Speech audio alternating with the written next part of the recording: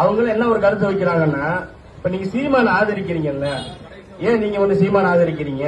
இப்ப சீமான வந்து நம்மளை பத்தி பேசலையா? சீமான வந்து நம்மளை பத்தி பேசினாரா வச்சாரான்னு சொல்லல. சீமான் தன்னுடைய கருத்தை சொன்னார். அன்னைக்கு நம்ம எதிர்ப்பு தெரிவிச்சோமா இல்லையா? அன்னைக்கு நம்ம எதிர்ப்பு தெரிவிச்சோம்.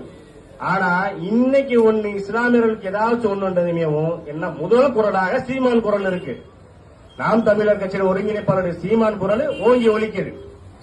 அதனால நம்ம இருக்கு. அது மட்டுமா, நம்ம புழல் சிறையில வந்து போலீஸ் பகுதி பன்னா இஸ்மாயில், பிலால் மாலிக், மதுரை சேர்ந்தவங்க 3 வரும். அங்க சிறை காவலர் வந்து கடுமையாக தாக்கப்பட்ட போது முதல் அறிக்கை சீமானுடைய அறிக்கையா இருந்துச்சு. அவர் தான் அறிக்கை வெளியிட்டாரு. அப்ப இவருக்கு நம்ம ஆதரவு தெரிவிக்கிறாமோ தெரிவிக்க கூடாதா?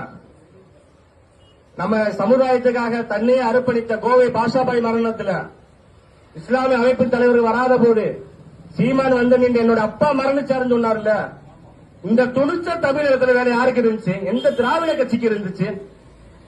எந்த தேசிய கட்சி தலைவர்களுக்கு இருந்துச்சு?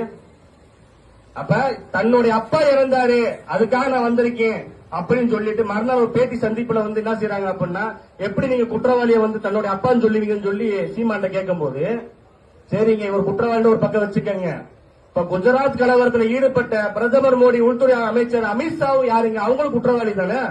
அப்ப அந்த குற்றவாளியை நீங்க பிரதமராகவும் உள்துறை அமைச்சராகவும் ஏத்துக்கிற போது இந்த மனிதனை வந்து நான் வந்து தன்னுடைய அப்பன் சொல்ற என்ன தப்பு இருக்கு? நான் 100 தடவை சொல்லுவேன், கோவை பாஷாபாய் தன்னுடைய அப்பா அப்பா அப்பான்னு சொல்லி பேட்டியில சொன்னாரு. அது மட்டுமா, சீமான் என்னைக்காச்சும் இஸ்லாமியர்களை வந்து வாக்கு வங்கிகளா பார்த்தாரா?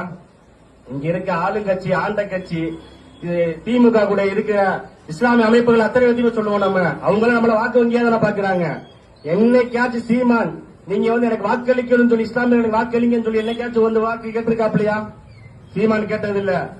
ஏன்னா சீமான் வந்து தன்னோட தோழனாக நம்ம கூட நிக்கிறாரு. அண்ணனாக, மாமனாக, மச்சனாக, தம்பியாக, சகோதரனாக, சகோதரியாக நினைக்கிறனாலதான் இந்திய தேசிய லீக் கட்சியும்